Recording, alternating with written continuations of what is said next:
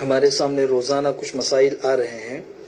کل میں نے آپ لوگوں کو مسئلہ سمجھایا تھا کہ اس وائرس میں جن لوگوں کا انتقال ہو جاتا ہے تو ان کے انتقال کے بعد سلسلہ وار ایک تو ان کے غسل کا مسئلہ آتا ہے۔ غسل کا مسئلہ تو کل آپ لوگوں کو سمجھا دیا تھا۔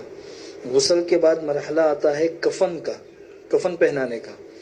کفن پہنانے کا جو مسنون طریقہ ہے وہ تو سب کو پتہ ہے کہ مردوں کے لیے 3 کپڑے ہوتے ہیں، عورتوں کے لیے 5 کپڑے ہوتے ہیں۔ یہ مسنون کپڑوں کے اندر ان کو کفن دیا جاتا ہے۔ تو اگر کسی کا انتقال ہو گیا اور مسنون کپڑوں میں اور مسنون طریقے سے ان کو کفن دینا ممکن ہے تو یہ سب سے اعلیٰ شکل ہے۔ اور اگر یہ شکل ممکن نہیں ہے، کسی کا ہاسپٹل میں انتقال ہوا ہے اور ہم کفن پہنانے کے اس پوزیشن کے اندر نہیں ہے، تو دوسرا مرحلہ یہ ہے کہ جو کفن کے کپڑے ہیں یہ ہاسپٹل کے عملے کو بھیج دیے جائے، ان کو سمجھا دیا جائے کہ بھئی کس طریقے سے کفن پہنانا ہے۔ تو یہ دوسری شکل ہے اگر اس پر عمل ہو سکے۔ اور اگر اس پر بھی عمل نہ ہو اور ہاسپٹل کا جو عملہ ہے وہ حکومت کی ہدایات کے مطابق خود ہی کپڑوں کے اندر لپیٹ کر ہمیں دے دے اور ہمیں مستقل الگ سے کفن پہنانے کی اجازت نہ ہو، تو پھر یہ دھیان میں رکھے کہ فقہا نے لکھا ہے کہ کفن کا جو اصل مقصد ہوتا ہے وہ سطر کی حفاظت ہوتی ہے اور بدن کی حفاظت ہوتی ہے۔ تو جس کپڑے میں لپیٹ کر ہمیں لاش دی گئی ہے وہی کفن کے قائم مقام ہو جائے گی۔ اس لیے کہ کفن کے لیے کوئی مخصوص رنگ کا کپڑا یا کوئی مخصوص طریقے کا کپڑا یہ ضروری نہیں ہے۔ اگر کم سے کم اتنا کپڑا ہے کہ جس سے سطر اور انسان کا جسم ڈھک گیا ہے تو پھر یہ بھی کفن کے قائم مقام ہو جائے گا۔ اس لیے آخری درجے میں، مجبوری کے درجے میں، جس کپڑے کے اندر لپیٹ کر ہمیں لاش دی گئی ہے وہی کفن کے قائم مقام ہو سکتی ہے۔ اس کے بعد مرحلہ آتا ہے نماز جنازہ کا۔ نماز جنازہ کا جو مرحلہ ہے وہ یہ سمجھ لیجئے کہ مرحوم کو جو غسل دیا جاتا ہے تو غسل دینے کے بعد وہ لاش پاک ہو جاتی ہے۔ پاک ہونے کے بعد اب اس کے اوپر نماز جنازہ پڑھنا درست ہو جاتا ہے۔ بہت سی مرتبہ ایسا بھی ہو رہا ہے کہ جیسے غسل دینے کے جو 4 طریقے کل بتائے تھے ان میں سے کسی طریقے پر بھی عمل کرنا ممکن نہیں ہے۔ مسح علی الجبیرہ جو آخری 4تھا طریقہ کل میں نے بتایا تھا اس پر بھی عمل کرنا ممکن نہیں ہے۔ تابوت میں لپیٹ کر لاش دے دی گئی ہے تو اب اس کو ہم نے غسل دیا ہی نہیں ہے۔ جب غسل دیا نہیں ہے تو پھر اس پر نماز جنازہ کس طریقے سے پڑھی جائے گی؟ اس لیے کہ نماز جنازہ تو پڑھی جاتی ہے غسل کے بعد جب مرحوم پاک ہو جائے۔ تو اس کے لیے دھیان میں رکھیے کہ فقہائے شوافع کے نزدیک اگر کسی کو غسل نہیں دیا گیا کسی مجبوری کی وجہ سے پھر بھی اس پر نماز جنازہ پڑھنا درست ہوتا ہے۔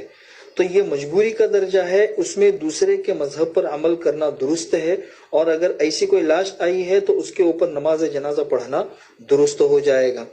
نماز جنازہ پڑھنے کے اندر ایک بات یہ دھیان میں رکھے کہ نماز جنازہ میں کوئی خاص تعداد ضروری نہیں ہے۔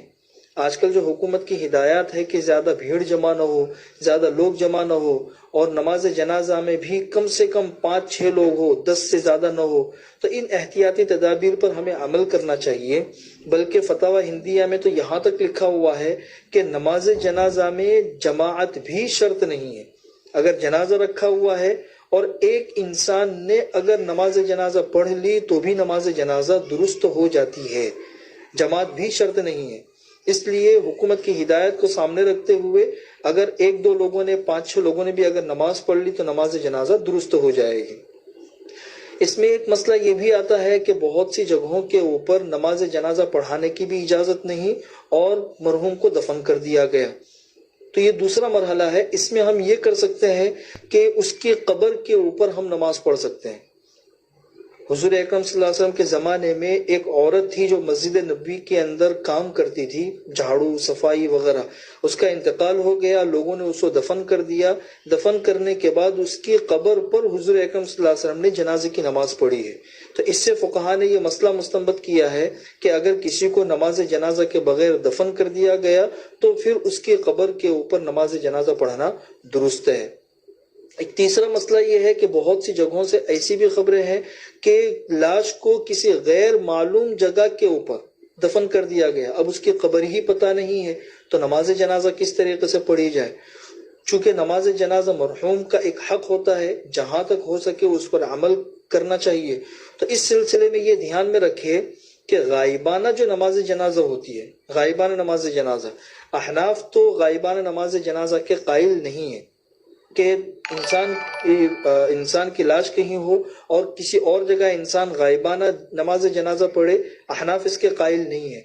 لیکن موجودہ صورتحال میں چونکہ بعض شوافع ہے، اسی طریقے سے امام مالک اور امام احمد بن حنبل رحمۃ اللہ علیہ ہے، ان لوگوں کے نزدیک غائبانہ نماز جنازہ کا ثبوت ہے، تو موجودہ وبائی صورتحال میں مجبوری کے درجے میں دوسرے کے مسلک پر عمل کرنے کی گنجائش ہے۔